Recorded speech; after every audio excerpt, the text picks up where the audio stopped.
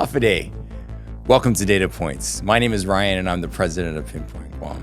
Today, we're going to be talking to Regine Biscoe Lee, and she's the CEO and president of the Guam Visitors Bureau. If I stepped on your title, Regine, I apologize, but it was an amazing discussion, and we're going to be having all these discussions around real estate and the challenges that we face.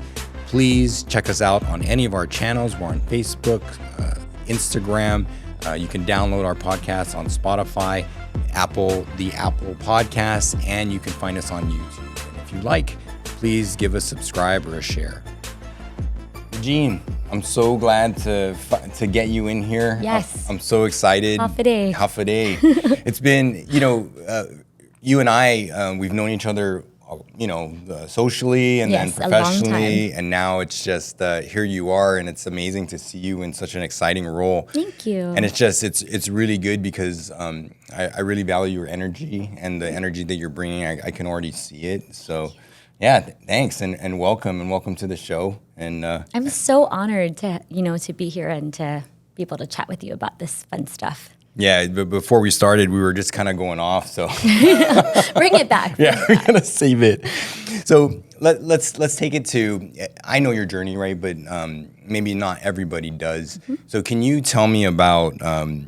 You've served in so many leadership roles on Guam, and you've brought a new kind of young energy to that, and you've always been kind of at the fore. You've been almost a voice for kind of a younger generation coming up through the ranks in professionally in Guam. Mm-hmm. And so tell me about how that journey has shaped you and your vision for where you are now. So I consider myself a daughter of Guam. I was born and raised here. I left to go to school. I went to the University of Washington in Seattle. Shout out to my Huskies, go Dogs. And then I lived and worked in the States for a few years. I lived in Las Vegas and in Washington, D.C., worked on the Hill for a little bit, and reconnected with one of my middle school classmates and hit it off. So shout out to my husband, too. But decided to move back to Guam. And I always say that it's like the second best decision I've ever made. So moving back to Guam, kind of re-immersing myself in the community, doing work in both the public and private sector, and then got this crazy idea that maybe I should use my experience and what I've learned so far to try to make the island a better place as a senator. And so I served 2 terms in the Guam legislature. That was fun. It was a huge learning experience for me. And then went back into the private sector for a little bit, and now I'm right back in the public sector. So just kind of bouncing back and forth. But I think it gives me an interesting perspective. And then, just in answer to your question, I think the role that has kind of prepared me the most for this new job at the Guam Visitors Bureau has really been a consumer. Because I was really kind of thinking about this the last few days, and thinking about how, I was a young college student, trying to be very frugal, didn't have a lot of money. So, my options for spring break destinations, I'm a free and independent traveler, and it was very, very budget conscious, right? So taking that experience, and then, now as a mother, when I travel, typically with my family, things need to be family friendly. But also, 2-3 times a year, I'm traveling with our entire swim team. And so that's 25, student athletes, and then each of them are bringing a grandparent or a parent with them. So it's, total packs of like 60, 65 that we're traveling to. We were in Bangkok in February with this large group.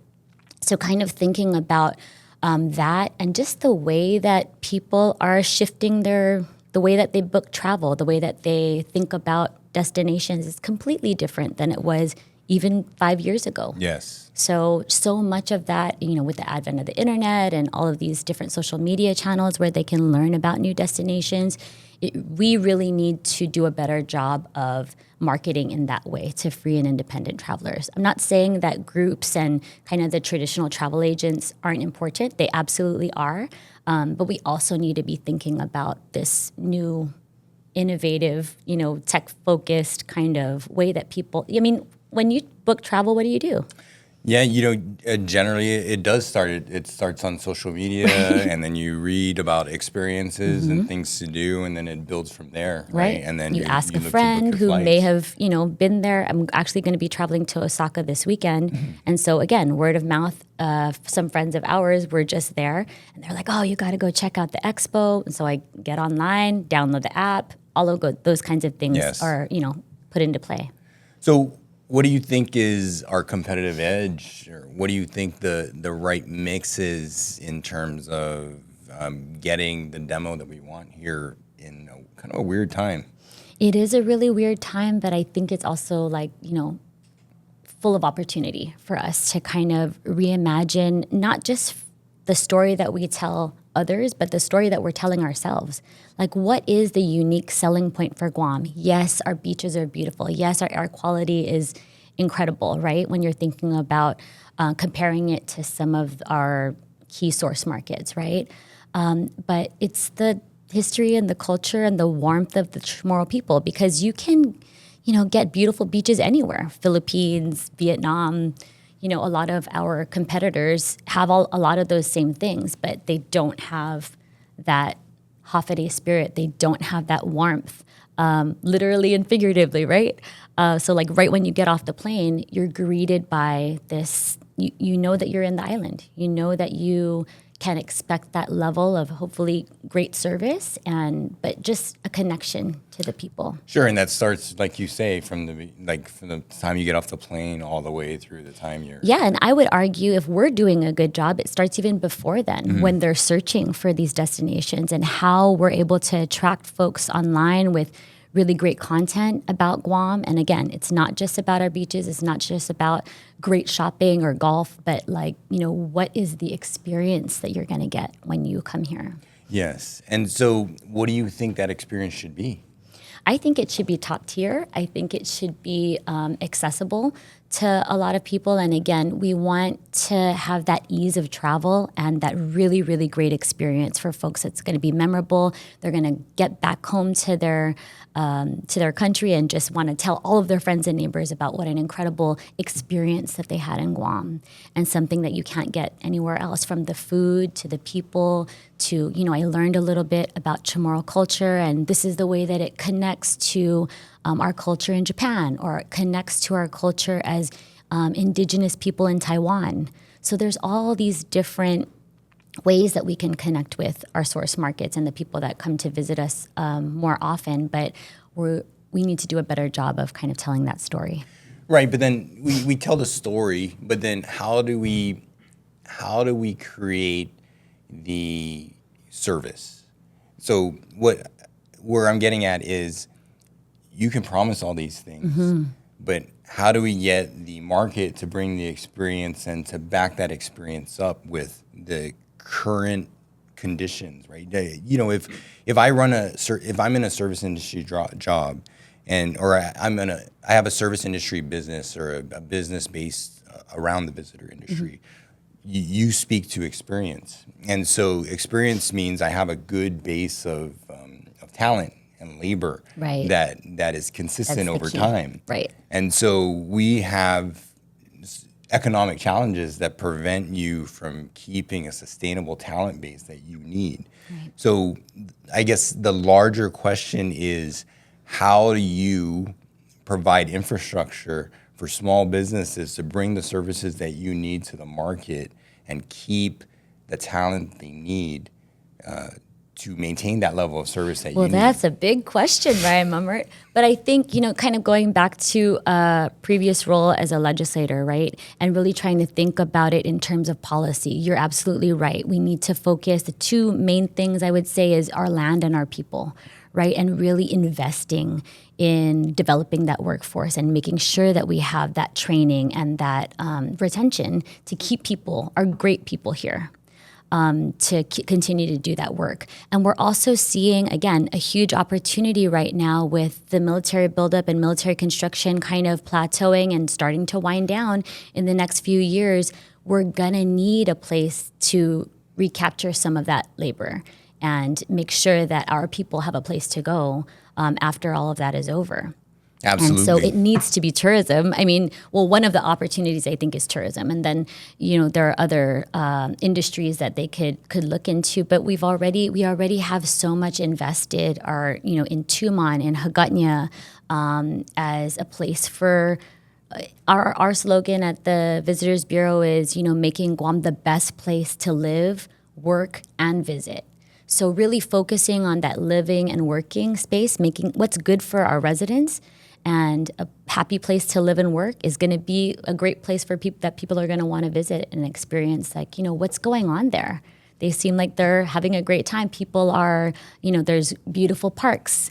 There's a lot of pride that's put into the island. So I'm not saying that we're there. It's certainly a long way to go. But if we continue to kind of evangelize and see ourselves in this light, it's inevitable. It will happen.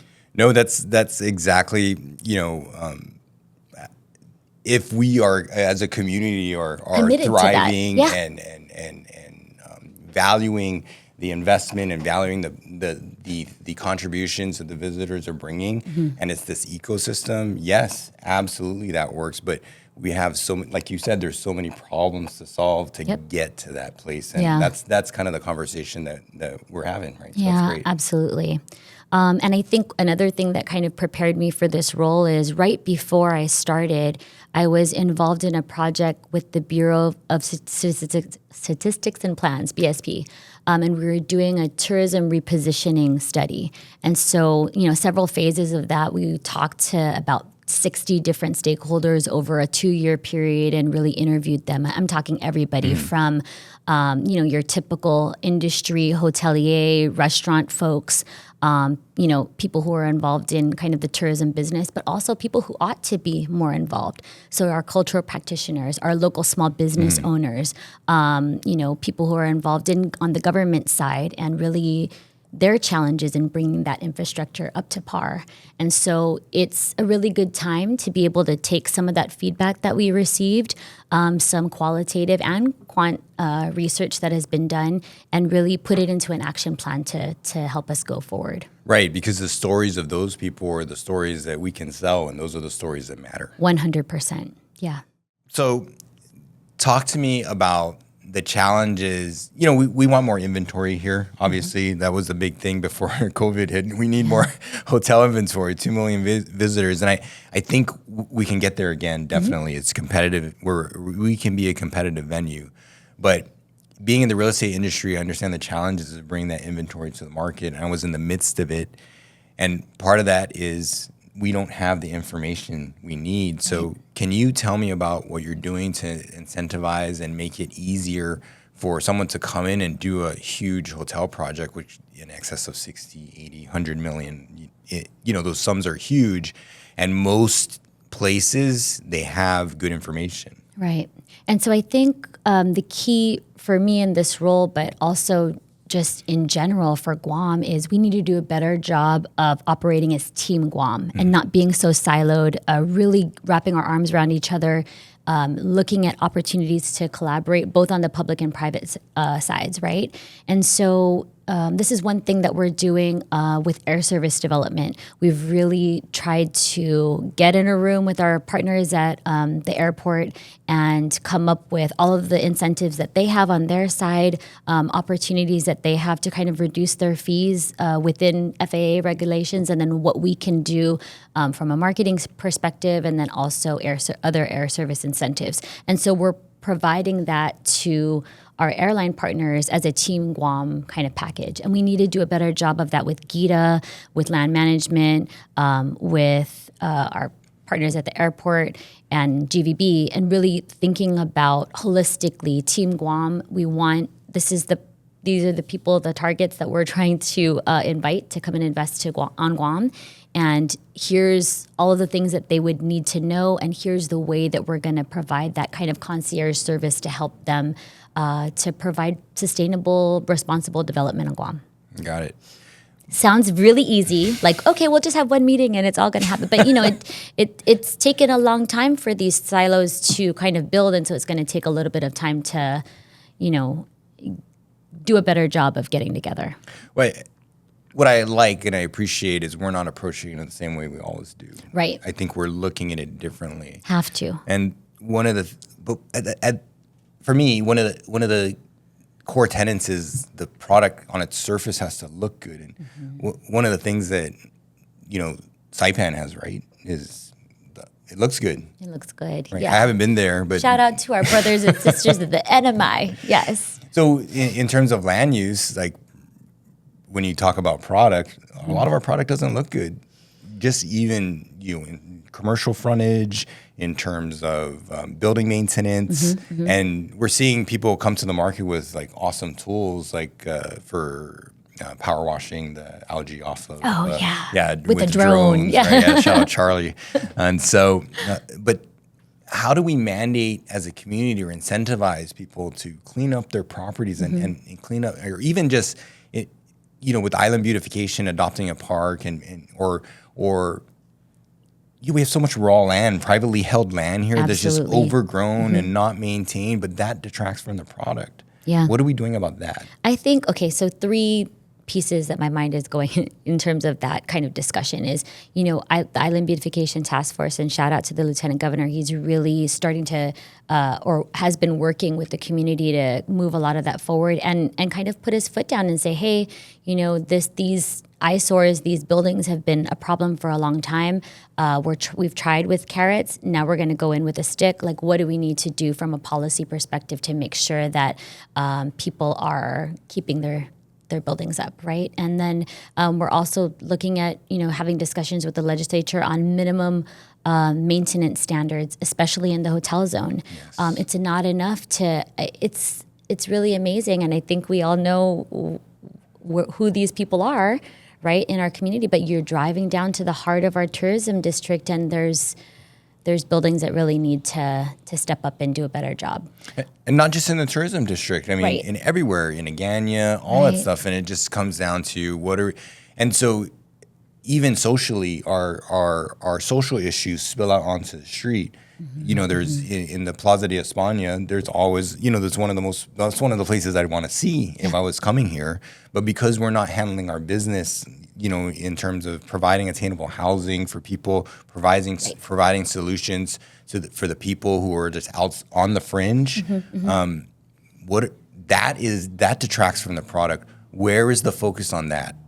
Yeah, I think we all need to do a better job of that and really, thinking about the pride that I feel like we used to have when I was a kid, island pride, and really don't be a litter bug, and all of these, kind of slogans that we have kind of coming up here in Guam, but really thinking about our tenets and our Chamorro values of inafat maulik and respect and caring for each other and making sure that those kinds of things are always at the forefront of everything we do, both socially and in business, the way that we kind of promote who we are as a people.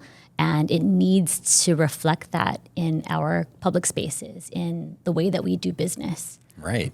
Because the way we treat, our least fortunate is a reflection on who we are as a community. Right. And so I don't understand how you can go and say, hey, I need help, but then not understand that you as a member of the community have a role to play in solving these problems. Right. And I think in terms of working and collaborating with the community, we talk about marketing and spending money and telling a story. Well, what about solving some of the problems that affect our story and some of the things that are at the forefront and just on display? And how does it make you feel as a visitor when there's someone just staring at you and just you just want to help them and your heart goes out? It just shifts your experience. It's not it shifts it from happy to something else. Yeah, it's been a long time challenge, and I think that the way that, again, we focusing on our land and our people and making sure we have those opportunities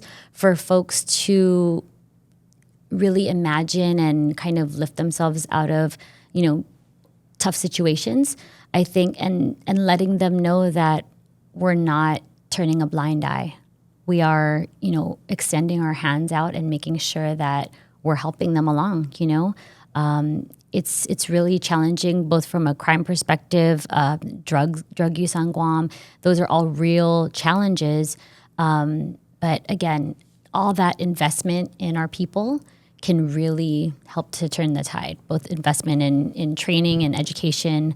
A lot of that needs to continue to happen. Right, but I don't think billboards with mugshots help very much. And I for the agree with visitor you on industry, that. right? I understand the concept, but Yes. it's not necessarily a good look. So Yeah, it's challenging. And again, just kind of thinking about the story that we're putting out there and we're marketing to our visitors, but what's the story that we're telling ourselves, And really kind of looking in the mirror and making sure that what we're promoting and what we're marketing is actually what the experience will be when you come here to visit us. absolutely. Yeah. So one of the things that excited me about you possibly getting the role and finally getting the role is you've been all over the place. You've been on the policy side. You've been on the private sector side. You've worked with varied government agencies. You've been in the legislature, and now you're here. So with all that experience, and now you're in the car. You're shifting into gear. Where are you going? What is the visitor? What do you think the market should bring to the table to attract visitors to Guam?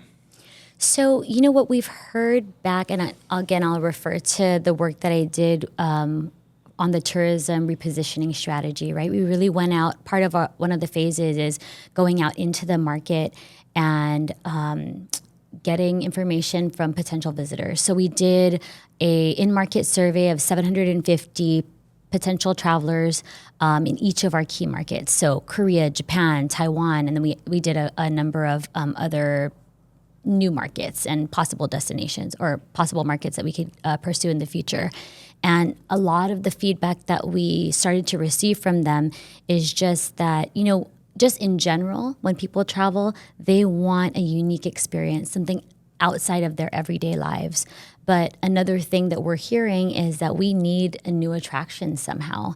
And so whether that's ecotourism, whether that's a brand new development, or we're taking existing infrastructure, existing spaces, and really trying to innovate and bring in new tools and new tech to transform some of these spaces. So we're talking about, VR, AR, 3D mapping, projection. I'm sure you've traveled and experienced kind of like a Team Labs. Yeah, Team Labs is awesome. Thing. But it's becoming a draw for a lot of tourists, and they will travel to have that kind of experience. And so what we can do also from a cultural perspective to ensure that our visitors know that they're in Guam and not just, somewhere else in the world, Ohio or, Vietnam, but really have that sense of place is going to be really key, again, to having that unique experience and only on Guam kind of vacation. Yeah, I agree. But how do you figure it out? I mean, there's a lot of risk involved in bringing something like that, like Team Labs, or if you ever been you from Vegas, right? Or you've been in Vegas. There's this place called a Mega Mart. It's like this giant supermarket with like all these hidden passages.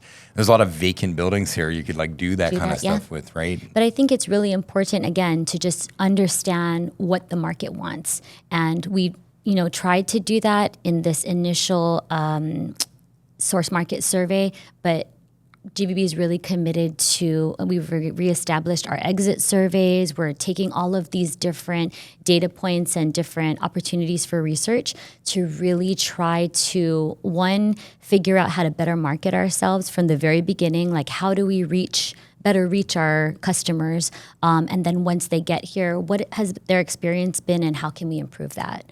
And so really using data to drive a lot of that decision making to make sure that we are investing and having a good return on that investment, and attracting potential future investment for things that are missing in our landscape. And I think the market doesn't understand how to leverage data. And that's a real thing. And part of it too is the market doesn't care to spend to aggregate the data and focus on collecting the data that you need. And shout out to the podcast. Thanks. You said data points, right? But what data points do you need to collect or care about to decision things moving forward. So what do you think those things are? So there's so many different opportunities for us, and I'm not sure if I mentioned this earlier, but we've re-engaged with a group or a company called Tourism Economics, and they have this product called Symphony, and it's kind of a hub, a data hub, where they are we're working with them to provide past research and past data points, and they're kind of plugging that in to make sure that we are using this data for decisions going forward. But also, God, there's so many really new and cool tech things and opportunities for us to use tools like geofencing to really nail down exactly where visitors are going when they're here in Guam, how much time they're spending there. And so not just kind of the visitor attributes that folks are looking for when they select a destination to travel, but once they get here, where are they spending a majority of their time? And we also have co-ops with companies like Shinhan Card and Visa. And so they're tracking spending and visitor spending, and then kind of the profiles of those visitors. And we can do a lot with that data. Absolutely. But I think you need to get a little bit more granular too, to really be effective. And also, one of the keys to the visitor experience is attracting the right retail mix, the right restaurant mix. And how do I determine what that is? And so if I was to go to, again, big box retailer like Target and say, come to Guam, oh yeah, what's your product mix? What do you think I should bring here? Because they have to look at global supply chain and see, what can I get to Guam? Right. How quickly, how much inventory do I have to carry? What does my supply chain look like? What do the metrics look like? And every business in the world operates like this now at scale, to the point where they're hedging buying opportunities on the raw materials market. Right. That's how deep it gets for Walmart. I mean, they move they move margins of $3 million just based on where they book the option for the supply chain 5 years out. But that's key. That's keyed on the data that they collect, and we as a government don't care. No, I think that's absolutely right, and you're spot on that in the past, we've certainly had challenges with those kinds of things, and there hasn't really been a good public-private, partnership, for lack of a better word, to figuring those pieces out. But I think that's a huge opportunity for us going forward. Yes. I think that from the GVB perspective, we're certainly engaged in improving how we're doing our research, how we're providing our data to our members. But to the extent that the private side can come in and assist us with, other products that are taking a look at a lot of these things and piecing all of it together, it's so critical. And we need to be able to, if we're gonna, catch those big whales and invite folks to come and do business here on Guam, we need to get our act together. Yes, and that's where the public-private partnership comes in, because it takes the support of trade organizations to educate their members and collaborate with, GVB on what the mix should be, how to use the data, where you should find this data, how you should be looking at it, and just helping them be successful. Right. And I don't think that infrastructure is there. It's like, here you go, here's a little money and a QC, and go swim with the sharks. Good luck. Yeah, good luck. God bless. Yeah. No, absolutely. I think, we definitely need to do a better job of that. But again, it's a really big opportunity for us to kind of fill those gaps and build bridges to make sure that we're getting there. That's the thing. It's build bridges. Even there's this program for investment for businesses that you're familiar with, Destino Guam, right? Yes. But from what I understand, it's such an amazing program, but they can't get people organized and enough, and to the point where they actually conceptualize and submit a plan. Yeah, so one of the challenges, right, is it's a federal program and they're getting federal dollars for it, so they have that kind of threshold and a level that you have to meet. So Gita's doing actually a pretty good job of trying to assist local businesses and ramping them up. But yeah, it's been a challenge, and something that I think there have been, I think, two recipients of that. And one of them was in the visitor industry. VC, that's right. Yeah. That's right. So that's great. It is. But that's what you need. But then what I'm saying is like the people who would be the operators don't necessarily have the capacity to bring it from the idea to get the VC in. Right. They can execute the concept, but structurally to get from the concept to financing, that is the challenge. And that's where I think the gap in the market is. And that's the gap that you need to solve to allow small businesses to bring those kinds of offerings, take those kinds of risks. Because I think the money can be there, right? The financing for the idea can be there. But if I can't get to the place where I can professionally present, and that's where I think maybe something is missing and something needs to be done. And again, that's where the trade associations come in, advisory. There's a gap. But I also just want to acknowledge where we've come from and where we are today. So in terms of, the pandemic and just kind of like throwing a wrench in so many of our plans, and to the point that our visitor industry right now, the last few years, everybody's just doing what they can to keep their head above water. And, everything, all the decisions that are being made by industry leaders have been really tactical. And they're just trying to keep their doors open and the lights on. And, even if they're still in operation, still in business, it's at a reduced capacity. And so helping them to, I think one of the big roles and the big opportunities I think GVB has is to be that entity and that organization to collaborate, bring people together, but also have that strategic vision and, get everybody on board and say, hey guys, we see the promised land and it's, 1 point whatever million visitors, whatever we decide is going to be kind of that comfortable, sustainable place for us to land. And then this is how we're going to get there. So you can continue to do all the tactical things and making sure that, your employees are taken care of and that we're providing good service for our customers. And, this is where we're moving and we're all trying to move in that same direction. And so again, easier said than done, but I really think that that's what's been missing. Absolutely. Yeah. Thanks, Regine. Thank you. I'm really so grateful that you asked for me to come here. And so I actually brought you something. Oh, thank you. Yeah. So this is a very special, exclusive Hafide Guam USA bag. I really like this bag. Look at that product placement. Look at that. Hafide. What a pro. And it's really cool because it has a map of Guam with all of our, I'm sure many people who are tuning into this podcast might have this. But if you come visit Guam, you can get one. At the Visitors Bureau, but a map of Guam with all of our villages. And then inside, because it's a little warm in here, this is a shout out to Yvonne. So I have a Guam pin so you can, you can rep us when you're on your podcast. And then a little fan. It's like a Guam brand fan. That is the total Guam gift, right? See? That's awesome. So when you're like at soccer games or whatever with the boys, then you can be nice and cool. You must have seen me dying on Saturday. No, but I really appreciate it. And I like, it's a little bit nerdy and I kind of dig that. But, the opportunity for us to not just, throw wet paper towel against the wall and figuring out what sticks, but really thinking more deeply about how we can make data-driven decisions and make build things that are going to last. Yeah, and I'm glad you see it that way because I think that's the only way forward. I agree. Good luck to you. Sejos Maasi, and please pray. Pray for Guam. I don't think prayers are needed, just action. Right on, absolutely. Prayers and action. Good How luck. about that? Thanks. Thank you.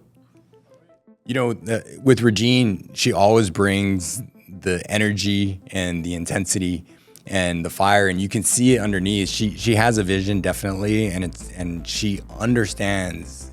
That's my takeaway. She understands the information that she needs to figure out a way out of where we are. And I think that she understands that it's a holistic approach. It's not just the one thing that we have to fix. It's many things, and it's not just GVB. It's all the stakeholders and us as a community who really have to do our part to improve the product and improve really what's been our economic base for as long as I can remember.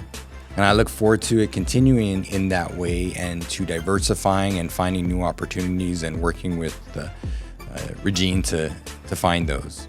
And I hope you find new opportunities by listening to our podcasts. And if you value this information, please give us a like, subscribe, or a share, and check us out on any of our channels. We're on Facebook, Instagram, we even have a TikTok, Spotify, and on the Apple Podcast Network, and finally on YouTube. Thanks for joining us, and see you next time.